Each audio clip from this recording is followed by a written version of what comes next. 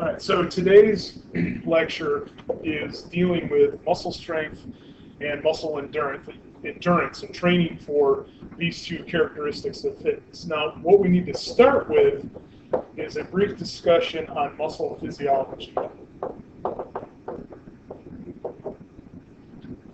So what you're looking at here is a cross-section at different levels of a skeletal muscle. So if we take a whole skeletal muscle such as the bicep and we cross-sect through the plane, you can see that there's these bundles of all these little elements in there. The bundle is called a fascicle, and the little elements are actually the muscle cell, also called a muscle fiber. Within the muscle cell, there's these proteins that are organized into what's called a myofibril, and this component here, the sarcomere, is what actually shortens in order to make the muscle go through its contraction. So from an anatomical and a physiological perspective, skeletal muscle consists of many muscle fibers. And these are also called cells. So it's the muscle fiber that is the muscle cell or is the cell of the muscle rather. And they are connected in bundles.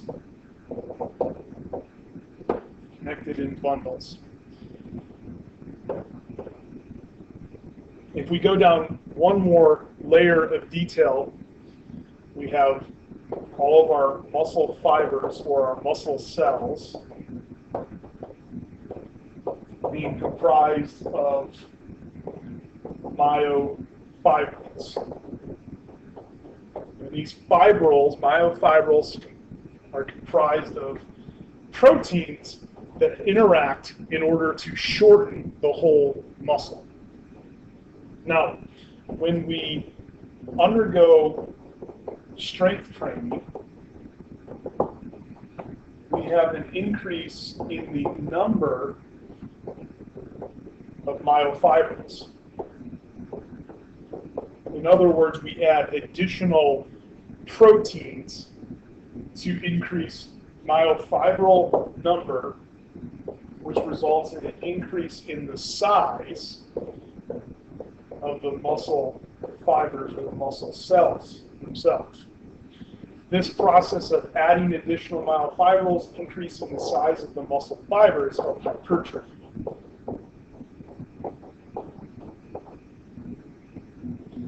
So hypertrophy is the way in which a muscle gains size or gets larger by increasing the protein, the myofibrils, leading to an increase in muscle fiber size. So we're not actually adding additional muscle cells, we're just increasing the size of those that already exist. Now on the converse, inactivity will actually reverse the process. So this is no longer hypertrophy, but the opposite, which is atrophy. So yeah, hypertrophy, which is the increasing size of a muscle fiber, of a muscle cell, and atrophy, which is the decrease in size. So why don't we take a real quick look here at the muscle cell, the muscle fibers.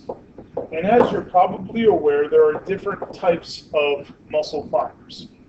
And we're going to categorize the types of muscle fibers into two different types, slow twitch and fast twitch. A slow twitch muscle fiber is a muscle fiber or a muscle cell that resists fatigue. So in other words, it is fatigue resistant.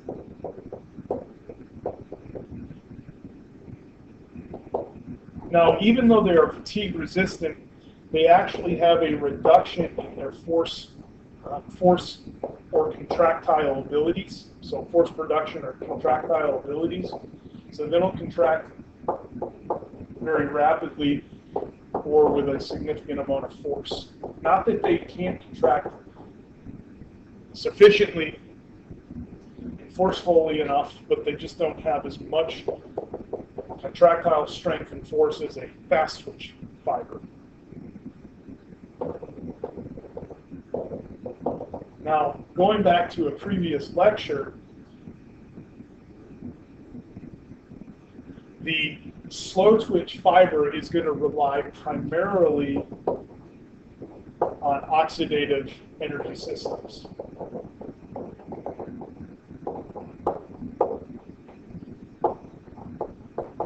In other words, these types of fibers will require oxygen, a constant supply of oxygen that's sufficiently supplied to that cell. The fast twitch muscle cells or muscle fibers have the ability to produce a large and rapid contraction.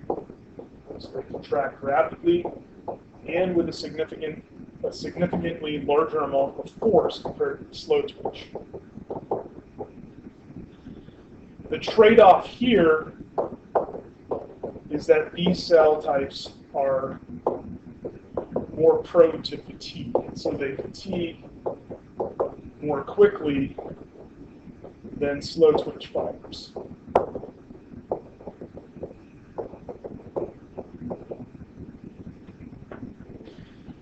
As an energy perspective, the fast twitch fiber is going to rely more on our non-oxidative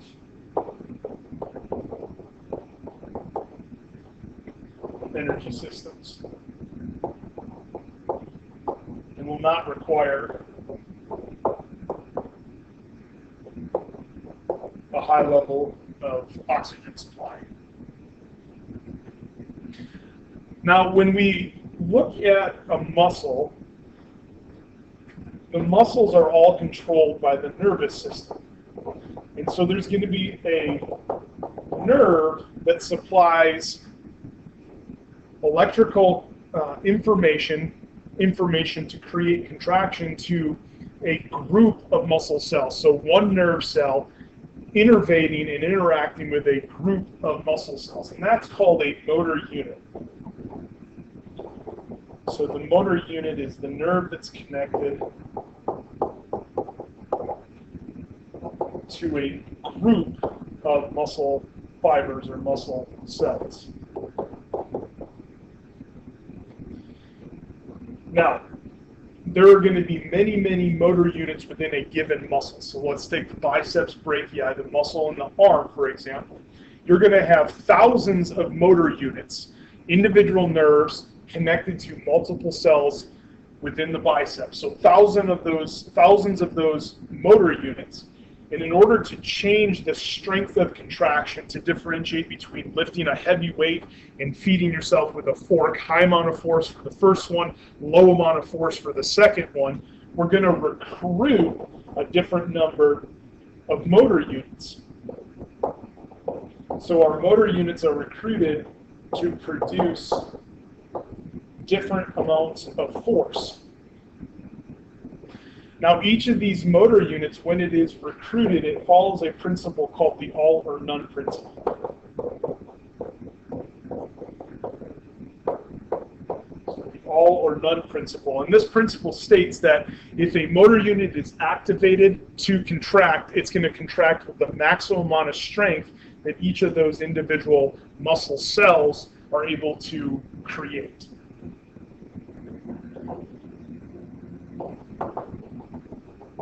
All right, so what are going to be the effects of strength training?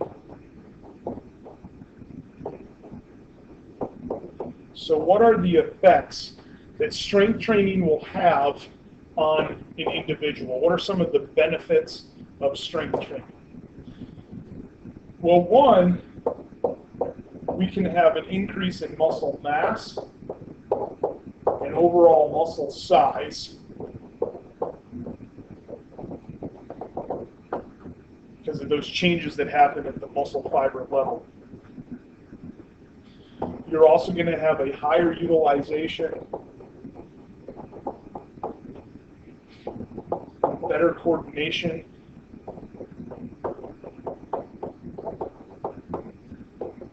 of individual motor units. So you might think of this as increasing your dexterity and your motor control. We'll see an increase in strength.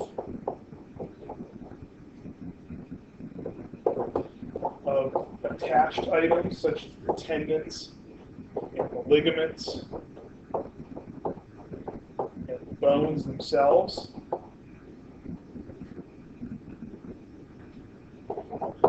With weight training or with strength training, we're going to have an increase in storage capabilities for fuel.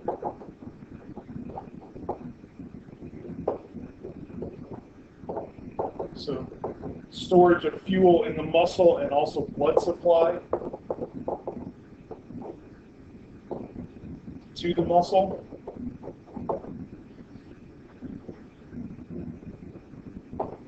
You're also going to have improvements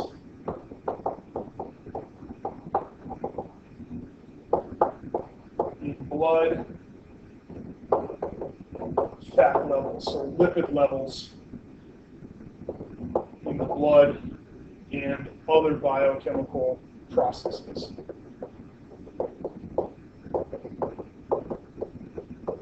In fact, increasing muscle strength can lead towards vast improvements in metabolism, other biochemical processes that it can also assist beneficially with weight loss. So those are some of the effects. What are the benefits of these effects? And I'm sure you've already been able to identify a few of the benefits. Obviously, with the changes that occur, you're going to have improved performance of physical activity.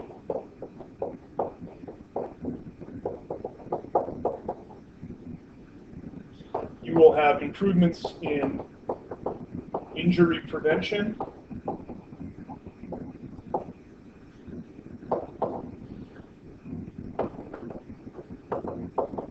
Improved body composition and appearance.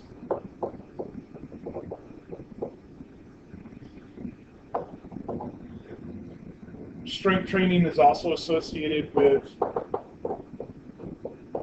enhanced self-image. And this is just the idea of your own perception. Also leads towards better quality of life.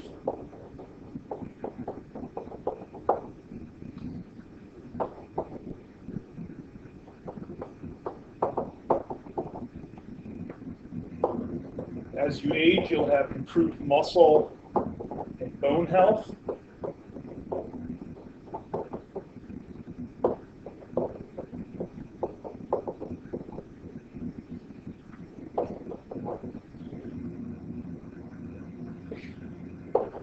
And you'll also gain in your prevention and management abilities against chronic disease.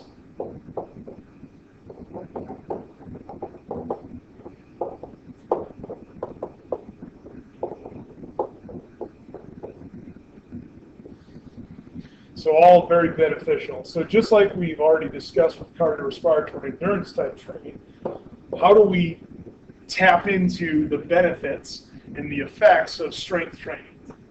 And we always want to start with assessment.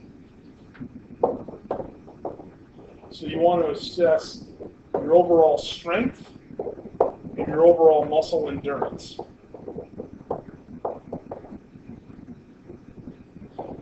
Got a couple different tests that can be utilized for taking a look at strength and endurance.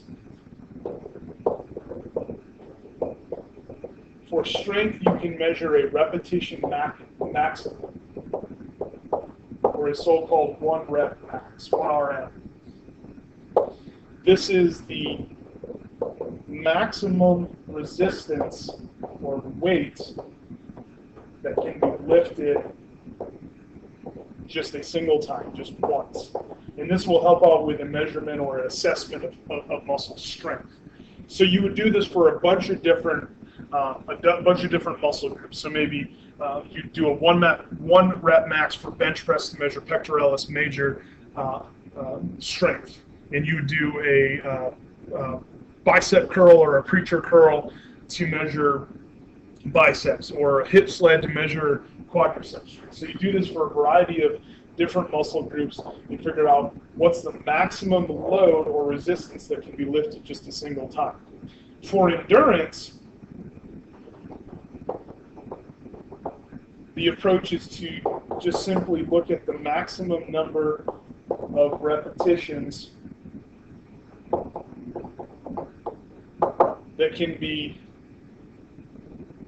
achieved for a given workout at a given load. So maybe you go into the fitness facility and you stack 100 pounds on the bench press bar and you lift that as many times as you can, and you can get it maybe 8 times, and then you go and begin to pursue a muscle strength, muscle endurance training program, and periodically every couple of months you measure on that same weight and look at and see if you have had increases in the number of repetitions that can be performed. So strength test and an endurance test to assess both of those variables.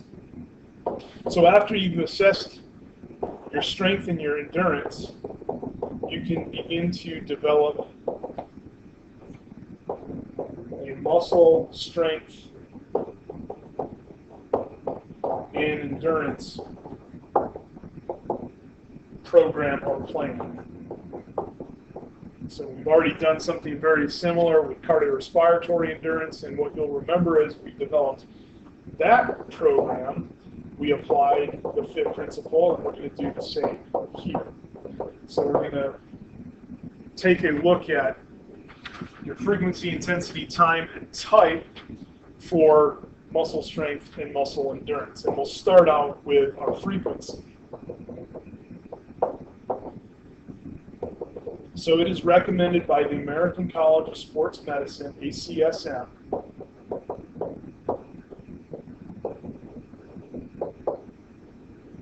that one should utilize 2 to 3 days per week per muscle.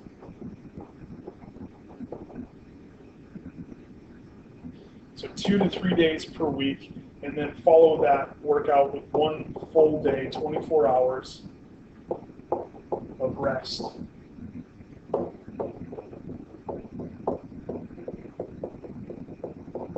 Now, that doesn't necessarily mean that you do everything in those 2 to 3 days.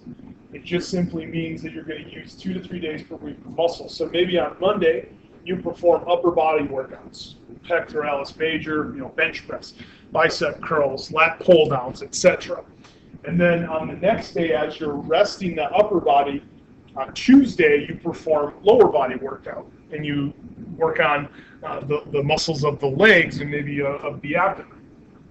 And then on Wednesday, you come back, and now you're on to your second of your 2 to 3 days per week per muscle group for the upper body. And you can alternate upper body, lower body, just like that for 5 to 6 days per week, but only hitting individual muscles 2 to 3 days with a full day of rest in between.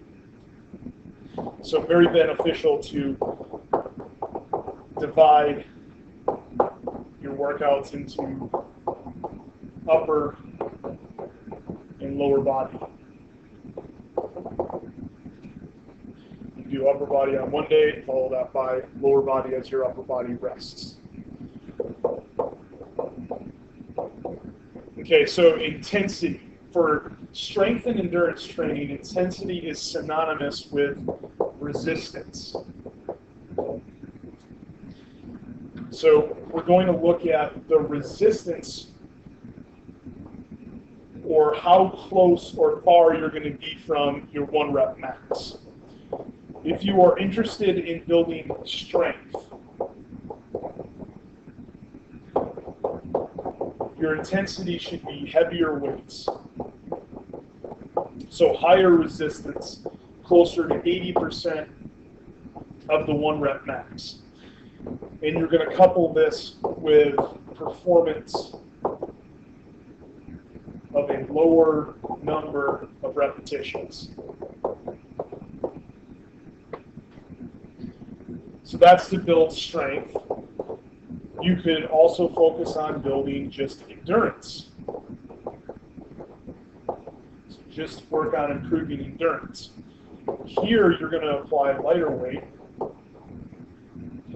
So so lighter or lower resistance, typically between 40 and 60% of the 1 rep max. And you'll couple that lower resistance to a higher form, a higher number of reps.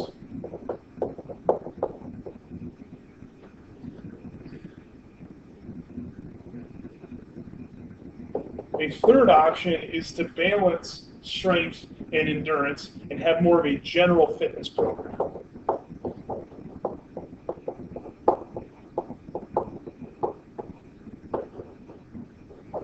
So for that general fitness program, we're actually going to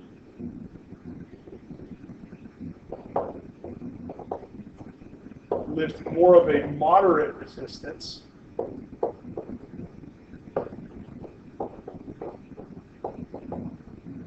So lift moderate weights closer to about 70% of your 1 rep max. And then a moderate number of repetitions.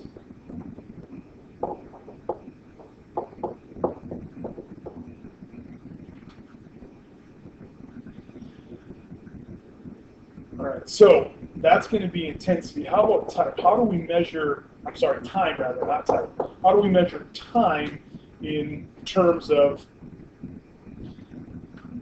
muscle strength and muscle endurance? And it really comes down to reps and sets.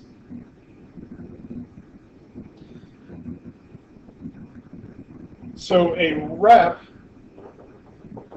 or a repetition is an individual movement. So reps are going to be the number of individual movements. So number of times that you lift a weight through a full range of motion for that particular muscle that you're lifting for. You should always do, regardless of strength training or endurance training or more of that general fitness approach, you should always do enough reps to fatigue.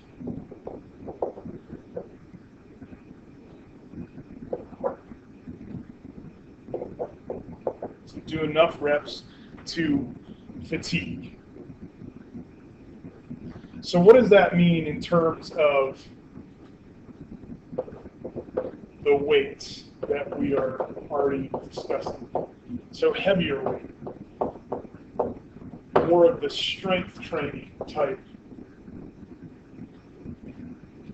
exercises. It's going to be a lower number of reps, 1 to 5 reps to achieve fatigue.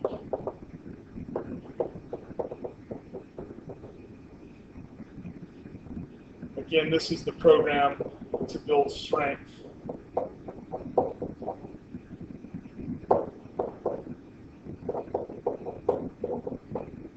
Lighter workloads or lighter resistance, lighter weight is going to be a much higher number of reps.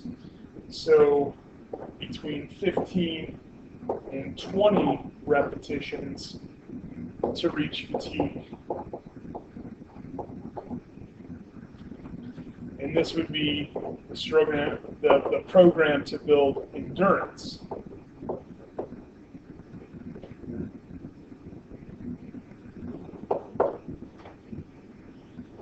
The general approach, which will help you to build both strength and endurance. Now you're looking at 8 to 12 reps. So 8 to 12 reps until you achieve fatigue. So that's going to be your repetition, your individual movement. And these repetitions are going to be grouped into sets.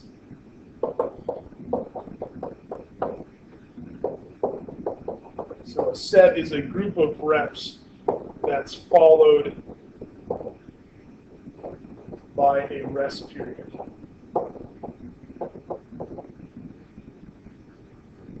So these 8 to 12 reps group together into a single set. For that general fitness approach of building both strength and endurance, typically one set is satisfactory.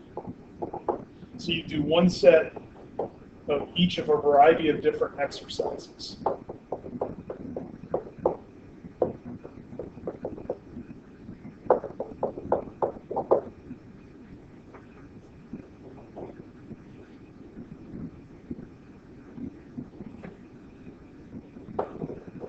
As you go up from there and increase to more than a single set,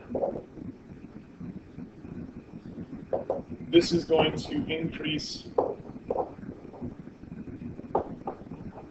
strength development.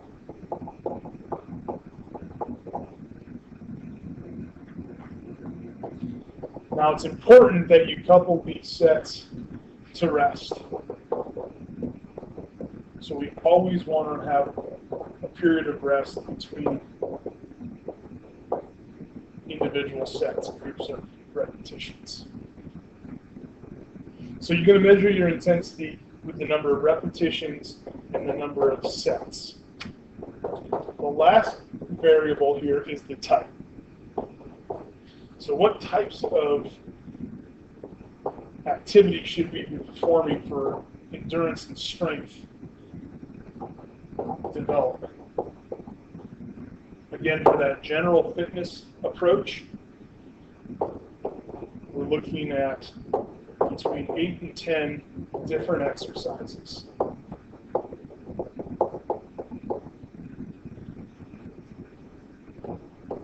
Typically what we do with these 8 to 10 different exercises, and again you can divide this to the upper body on one day, the lower body on a second day.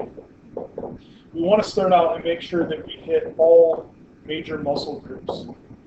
So we want to start with exercises that involve larger numbers of muscles.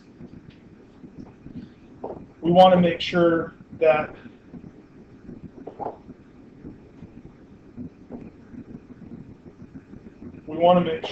we work both the agonistic and the antagonistic muscles. And I'll give you an example of what that means here in just a second.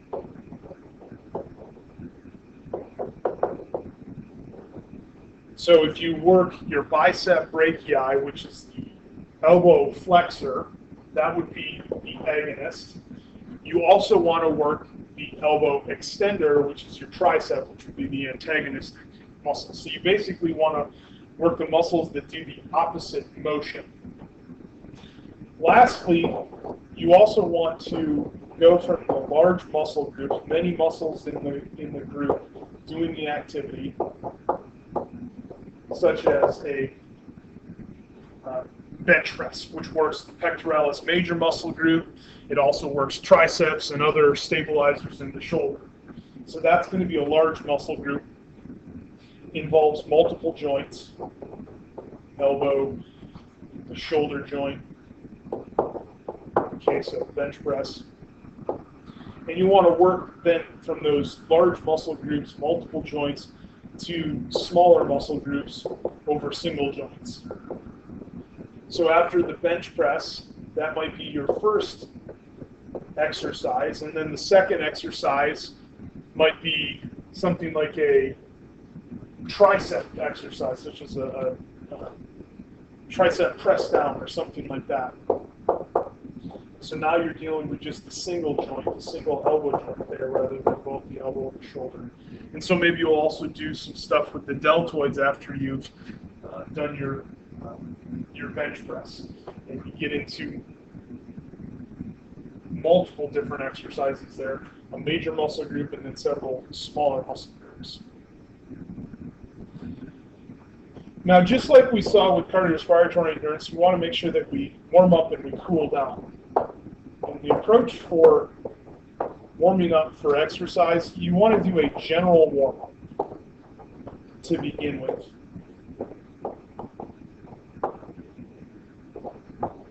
And this occurs before the workout and is typically going to be something like 10 to 15 minutes or 5 to 10 minutes of jogging, light jogging on the treadmill, just to increase breathing rate, increase muscle efficiency, increase blood flow and circulation.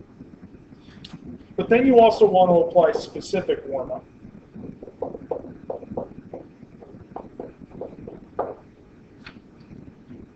And the specific warm-up is going to be very lightweight, and a high number of repetitions for each exercise. So again, back to the example of bench press. You start out 10 minutes on the treadmill, and then you go over to the bench, and you start out maybe with just the bar, and you lift the bar 25, 30, or maybe more times. And that gets the blood flowing to that specific muscle group. And then you begin to stack weight, and you go through your endurance training or your strength training or your general fitness type training, reps and sets for bench press. And then you move on to something like a tricep press down. And you'll start out with very low weight on the tricep press down. It might be just a couple plates, maybe 20, 10 to 20 pounds. You do your tricep press down, and then you do your sets and reps of the higher weight, and you proceed through the workout with a specific warm-up before each of the specific tasks that you are going to perform. Now, at the end of the workout, you want to also cool down. And typically, you apply a general cool down. And you go back over the treadmill, and you slowly jog or you walk on the treadmill. And this is going to help to do things like lower your heart rate, decrease circulation into the muscles, and help the body move back towards a resting state. All right, so that's all I got for muscle endurance and muscle strength training.